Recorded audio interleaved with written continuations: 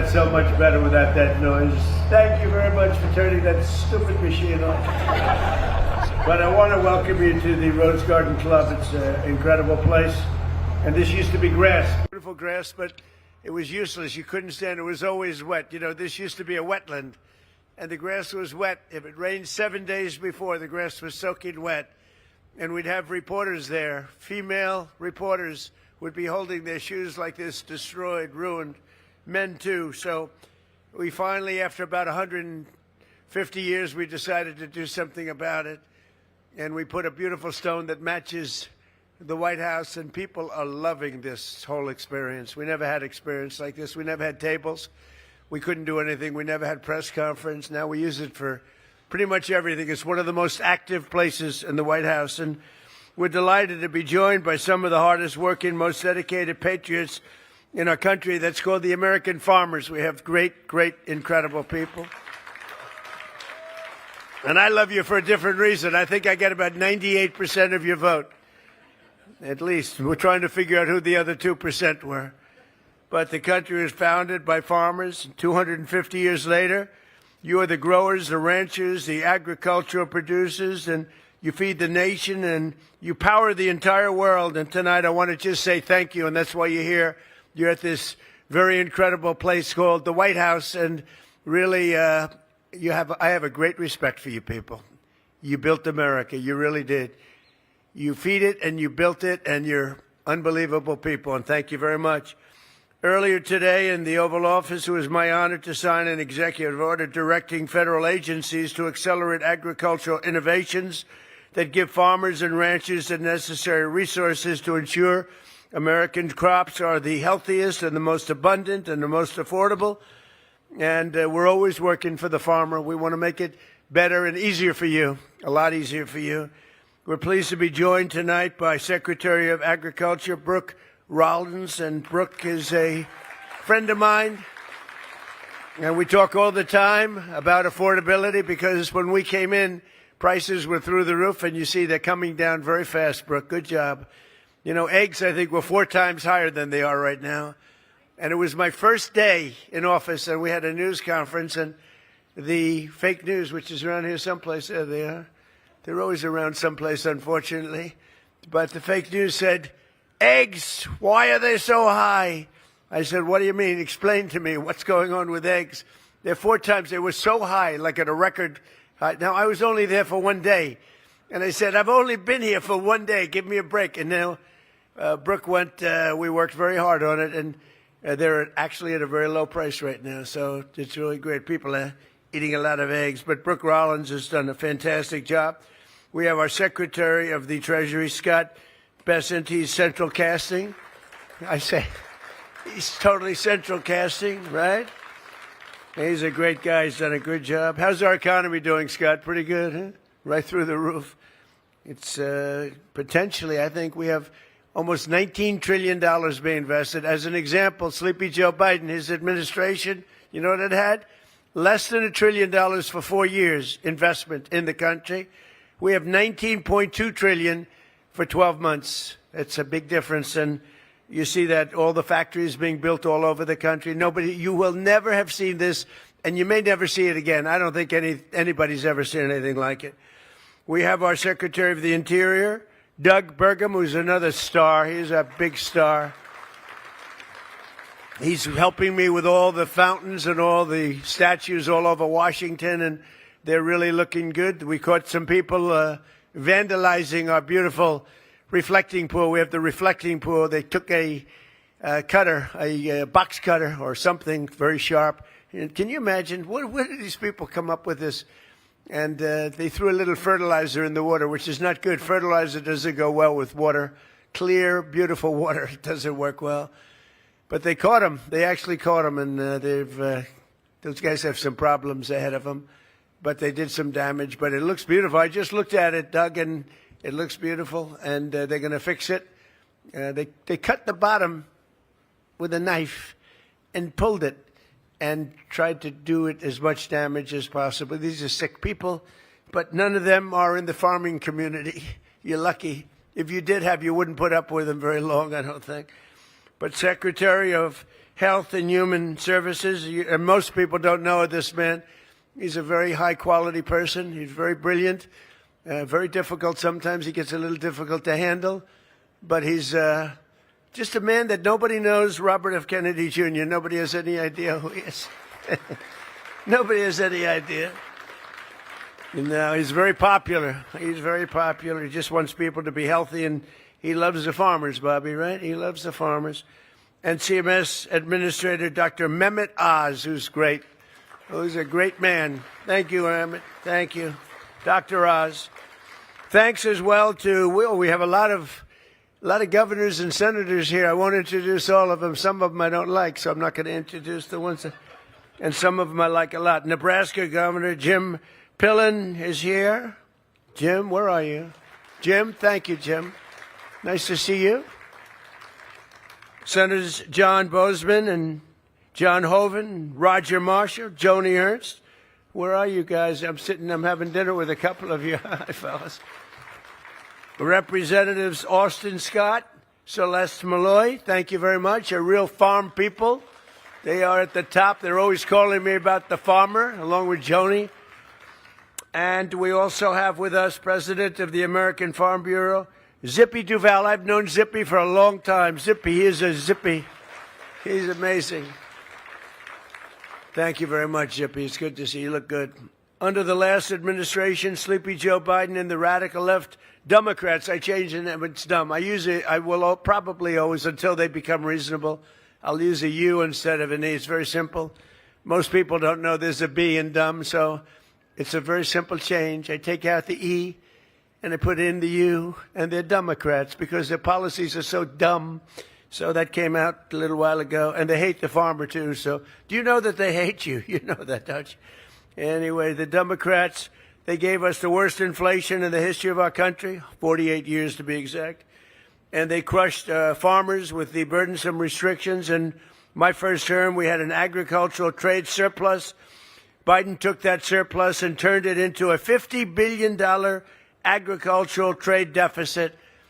We had a big surplus with the farmer, and he took it in. I couldn't believe it. I was watching it happen with the rigged election, and he turned it into a $50 billion trade deficit. We had a deficit in agriculture, the worst we've ever had under Biden. He failed to negotiate a single trade deal on your behalf during a 4-year period. That's because he had no idea where the hell he was. And in his last year, farm bankruptcy rose to the highest levels ever, more than 55% up. One of the things I did for the farmers, I don't know if we get to it, but in the great big beautiful bill, so many farmers, they love their children and they want to leave their farm to the children, and the children love the farm, and they don't want to move into the big city because they're very smart. They want to stay in the farm, but a lot of the farmers are cash rich, and in some cases, and others are really land rich. And the ones that are land rich were having a little problem. They'd leave their farms, and their children would have to go out and borrow a lot of money to pay the estate tax or the death tax, a nasty tax, and it would be like 55, 60% in some cases, and they'd end up losing the farm. They'd go out, borrow the money, and the banks would end up owning the farm, and they did terrible things to themselves. It'd be, you know the story. It's a terrible thing, but there'd be suicides. They lost their farm. It was taken away. And I ended, in the great big beautiful bill, the death tax on farms and small businesses. So if you like your children, good. If you don't like your children, I would say leave the farm to somebody else. Does anybody here not like their children? Please raise your hand. Nobody. That's good. I've never, with all the times I've said that, I've never seen anybody raise their hand. Although there's some cases, I'm sure, where they don't. But you don't have the estate tax to pay now, so your children can live happily ever after, and they can enjoy being a farmer, and they can enjoy doing what they love to do. But now you have a president that fights for the American farmer, and after years of getting ripped off by other countries on trade, we've reduced the agricultural trade deficit just this year by 42%, opening markets to the American exports, and all over the world we're opening up markets for the farmers. And we have another one, a new market coming up, and that's called the lovely country of Iran. It's a beautiful place. Would anybody like to go there? The Islamic Republic of Iran. They're having a hard time with food, and we're going to be taking some of their money and we'll spend it, and we're going to be buying wheat, soybeans, and corn, a lot of it. And that process is going to be starting pretty soon. It's going to be pretty big, too. I think it's going to be very big. We have an expanded market, dairy in Europe, and the dairy market, as you know, in Europe, we've opened it up because they had it closed. In Asia, South America, Australia is now allowing U.S. beef into its market for the first time in more than 25 years. And China is committed to purchase at least $17 billion in U.S. agricultural products, in particular soybeans. So I just left President Xi 3 or 4 weeks ago, and he's agreed to purchase $17 billion worth of mostly soybeans and different things, but mostly soybeans. I terminated the insane electric vehicle mandate where they wanted your tractors within 5 years to be all electric. That's just what you want, is an electric tractor. Would anybody like an electric tractor? Because typically it's not the greatest. You run out of fuel. If you're out in the field someday and you're running a little low on juice, you'll never get it started. You might as well abandon it. So ridiculous. But I ended the electric vehicle mandate, which would have gutted the ethanol industry forever. And I saved your ethanol industry, and I think everyone knows that. Maybe nobody more so than Joni and some of the great senators that we just mentioned. Senator Marshall has been calling me all the time, oh, you got to save the ethanol. So we did, right? We did. We saved it. We saved it. So it's very important. And the Democrats don't even know what ethanol is. We eliminated unnecessary restrictions on sales of E15. And I made it clear that I will sign a bill allowing E15 all year round. And that was something that was very important to the farmers. I also repealed the Biden administration's ridiculous Waters of the United States rule. It sounds so beautiful. The Waters of the United States. It sounds so beautiful. The Waters of the United States. It's a killer. It absolutely destroyed you and your businesses. Had a good name, and everything else was bad. When I did that, I said, I'm going to be killed by the fake news media with this one. I'm destroying the waters of the, think of that, the title. And when I did it, I was surrounded by farmers when I signed it, and half of them were crying. They said, you've saved our business, sir. Pretty amazing, right? We passed the largest tax cuts in American history and made the small business tax deduction permanent, benefiting 98% of farmers and ranchers to help keep your family farms in good shape. But it was a fantastic thing that we did for the farmer. I took a lot of heat because sometimes there is a group of people that are the exact opposite of the farmers, and what's good for the farmers is not good for them. But I am pro-farmer. I will tell you right now, I am pro-farmer. And yesterday we also called on Congress to pass a supplemental funding bill that will provide $11 billion in relief towards specialty crops and helping our great agricultural producers rebound from the losses that they had due to the Biden administration's horrible rules and regulations. So we're going to be getting an $11 billion payment in relief to our farmers. And Brooke, you'll distribute that money, hopefully equitably. You'll do it equitably, and you'll do a great job with it. I just want to tell you, you're special people. And you have been right from the beginning. From the day I ran, for some reason you like me. I came from the city slicker. And from the day I ran, you liked me. And from the day I ran, I liked you. And we won Iowa, and we won Nebraska. We won everything. We won everything there is to win having to do with the farms. And now I think we're more popular than ever before. And you have an interesting industry because you go up and down. It's, like a little bit of a yo-yo. But if you remember, last time I got you $28 billion because you were taken advantage of by a lot of countries, including China. And I took $28 billion $28 billion out of the tariffs, and I made you all whole, beyond whole, I think, but we made you whole.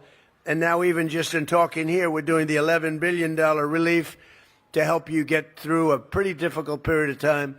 We're never going to let you down. We're never letting the farmer down. We let the farmer down. We're letting our country down. And we're doing great. Just so you understand that 2 years ago, we had a dead country. We were a dead country. We were a laughing stock all over the world. We had a man that couldn't walk down those 2 steps. We had a man that couldn't sign a document. He had to use an auto pen. You saw the auto pen over there? He was an auto pen. We call him the auto pen president. And think of it, like 96% of the things he signed, he couldn't sign his name. What happened was a rigged election. But think of it, 2 years ago, we were a country that was laughed at all over the world.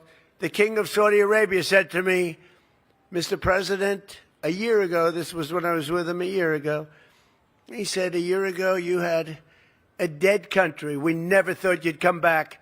And now you have the hottest country anywhere in the world. We are the hottest country anywhere in the world. We have the strongest military. We took over Venezuela in less than 1 day. And the oil is flowing, and we're getting along with them great. We're going to, by the way, help them with their big. They had a tremendous earthquake last night that you read about, massive in Caracas. But we're going to help them out. But we did that. And Iran, effectively, within a week and a half, we knocked out their entire military, their leadership, their aircraft, their Navy. They had 159 ships within 1.5 weeks. They were all at the bottom of the sea. And then I have to listen to the fake news. Oh, they're much better today than they were then. These people are crazy. They want to make a deal with us very badly. And we probably will. I think we will. But the strait is open. Yesterday, they took out 19 million barrels of oil. That's the most in the history of the strait. And the oil prices are dropping like a rock. And, you know, as goes oil, so goes everything else, including all of your products. You have to spend a lot of money for your tractors. Now you're going to be spending much less than you were spending just a few weeks ago. And, you know, with all of the, and Scott will tell you this, with all of the things you hear about, we had to go and make a U-turn. We had the best numbers we've ever had. And I called in Scott, I called in Howard, I called in a lot of the people standing right there. I called in our great Secretary of the Interior, Doug, and I said, here's the story. We just hit records. Our country is doing better than it's ever done. The stock market, we've had 73 all-time highs in less than a year and a half. Think of that, 73 days we hit highs. But we had just hit the highest we ever were. And that was 3 months ago, 3.5 months ago. And I said, well, here's the story. We're doing great, but now we're going to have to make a U-turn. We're going to have to journey down to the Islamic Republic of Iran.